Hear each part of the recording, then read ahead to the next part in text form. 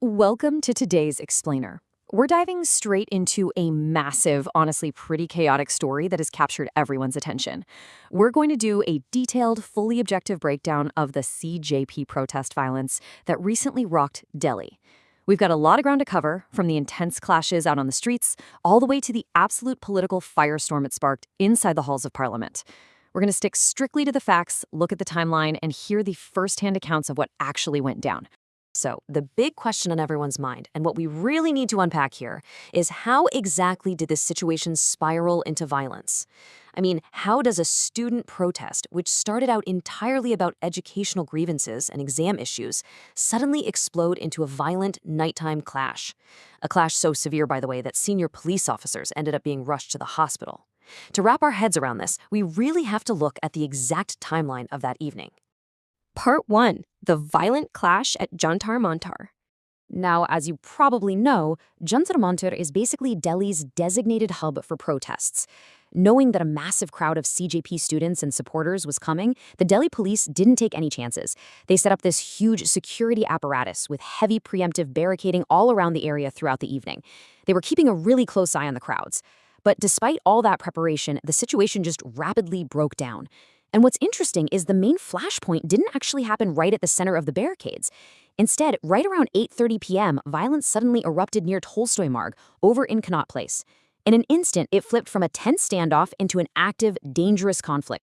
The fallout from that sudden escalation was immediate and severe. According to official police statements, certain individuals in the crowd turned violent, literally hurling stones and throwing glass bottles at the security personnel. In the middle of this intense barrage, Assistant Commissioner of Police Vivek Bhagat was injured. It was bad enough that senior officers on the scene actually had to pull him out and rush him straight to RML Hospital for emergency treatment. Which brings us to Part 2, the story of the attack on policemen. Looking at the timeline gives us the facts, sure, but it doesn't really convey the sheer chaos on the ground. To truly understand that, listen to this quote: "Attack the policeman." Just chillin', right? That comes directly from a harrowing first-hand account by Inspector Nankishore Singh, who found himself caught right in the middle of this mob.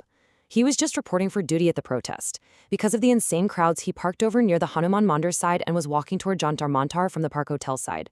As he walked out, he suddenly found himself face-to-face with an aggressive crowd armed with sticks and stones.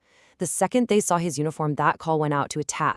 What happened next to Inspector Singh is honestly terrifying. Remember, this is an officer posted at SPWAC Nagpura, and he wasn't just pushed around in a scuffle. He was actively targeted. He sustained multiple severe injuries to his head, his hands, legs, and back. And, to make matters even worse, in the middle of this brutal beating, he reported that his 2-tola gold chain was physically ripped from his neck and his purse was looted. Just like ACP Bhagat, Inspector Singh had to be admitted to RML Hospital for his injuries. Let's look at Part 3, the main reason for the protest. Okay, with the streets finally secured and the injured in the hospital, we have to take a step back. Why were these CJP protesters out there in such massive numbers in the very first place? Well, we are looking at two totally contrasting narratives here, and our job is just to lay them both out. On one side, the protesters are adamant that their gathering was purely about demanding accountability from the government regarding those alleged exam paper leaks and systemic irregularities. But on the flip side, the police state that regardless of what the initial intent might have been, certain rioters in that crowd deliberately used violence against security forces to destroy law and order. For the students, though, the stakes were incredibly high. They weren't just asking for some vague committee to review the system. No, they were directly demanding the immediate resignation of Education Minister Dharmendra Pradhan. They strongly believe that accountability has to start right at the top. And it was that fierce, uncompromising demand that brought so many impassioned students out onto the streets to begin with. Part 4. The battle from the street straight to Parliament.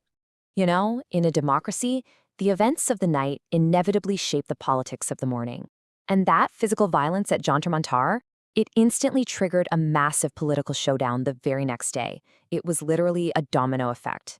First off, the CJP students didn't back down at all. They were right back at Jantar Mantar resuming their protests. But the ripple effects traveled straight over to the Parliament building. Over at the Macro Dwar of Parliament, NDA MPs were staging their own counter-protests, demonstrating against the attitude of the Congress Party. We're essentially seeing the democratic right to protest being invoked at the exact same time across different locations by completely different groups, all feeding off the tension of the night before. And the conflict didn't just stay outside Parliament, it literally walked right onto the floor of the Lok Sabha. Congress MP K.C. Venugopal submitted what's called an adjournment motion. If you're not familiar, an adjournment motion is a really powerful parliamentary tool, used to essentially hit pause on normal business so the House can discuss a matter of urgent public importance.